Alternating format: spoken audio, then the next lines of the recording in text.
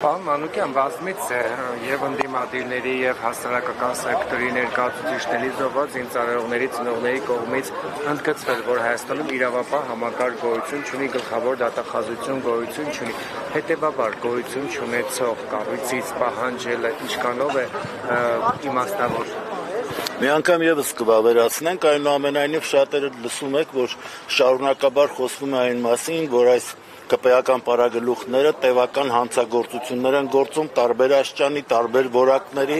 եւ հիմա ժամանակն է, որ այո, իրավական դաշտ նաեւ փոխանցվի այդ հայտարարությունները, որոնք անում են, նախ որպեսզի մերկապարանոց չհնչեն, իրավական հիմք ունենան եւ մենք հետո հասկանանք, ընթացք տալիս են ի վերջո այդ հանցանքներին եւ այդ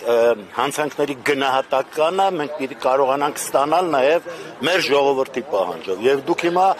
նշեցիք ծնողներին, ես ասեմ, որ շատերը մոռանում են ասել, որ այս շարժումը հենց ծնողների, հերոսների ծնողների օրհնությամբ է սկսվել եւ այդ օրհնությամբ էլ հաղթանակը նշվելու է։ Բայց սպասելիքներ կան դատախազությունից։ Օրինակ նախկին դատախազը մեկ անգամ մեկնաբանելով ասել էր, որ հիմքեր չկային այդ ժամանակ։ Ես իրատես եմ, ես գիտեմ, որ սպասելիք այդ իմաստով ինչպես որ մենք ենք ուզում չի լինելու, որովհետև ձեր ասած դատախազը մի անգամ բաց հայտարարել է, որ ինքը զեկուցում է այսօրվա վարչապետին։ Այսինքն նա անում է նրա հրահանգները, դե նա էլ ասել է բացի դատախազից, նաև դատավորների համար կա այդպիսի դատավոր, որ իմ հրամանը, այսինքն իրավական համակարգը գտնվում է իր ափի մեջ։ Դե մարդը, բայց կարծես ափը բաց է թողել, հիմա հեծանիվ քշելով է զբաղված, այստեղ շատ ազնիվ միտում եմ տեսնում, ասում եմ, որ ես իրավիճակին չեմ տիրապետում, ես անցել եմ իմ սպորտաձևին։ Հույս ունեք, որ այդ առիթից կօգտվի եւ դատախազը ոչ թե կզեկուցի, այլ ձեր դիմումին ընթացք կտա։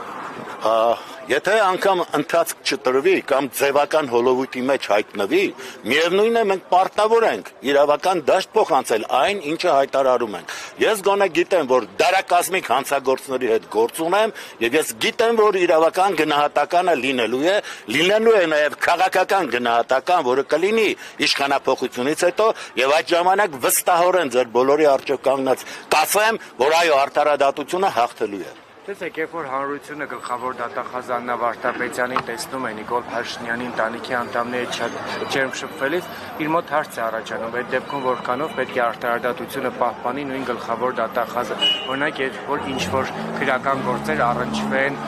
նրանց հետ սերտ առնչություն ունեցող անձանց հետ։ Բայլակ ջան, արդեն ասացի, որ այո, ես մտածում եմ, որ նա չի կարող ընթացք տալ եւ ձևական բնույթ գուցե իրենց կողմից կրվի, բայց մենք պարտավոր ենք իրավական դաշտ փոխանցել այն հայտարարությունները, որոնք անում են։ Իհարկե չի կարող, մենք բոլորս ենք համոզվել դրանում, նրանք միայն պատժում են նրանց, ովքեր դեմ են իրենց քաղաքական կուրսին, իսկ այդ կուրսը որն է, ես բազում անգամ եմ հնչեցրել, որ օտարի շահերի սպասարկում է կատարվում։ Մենք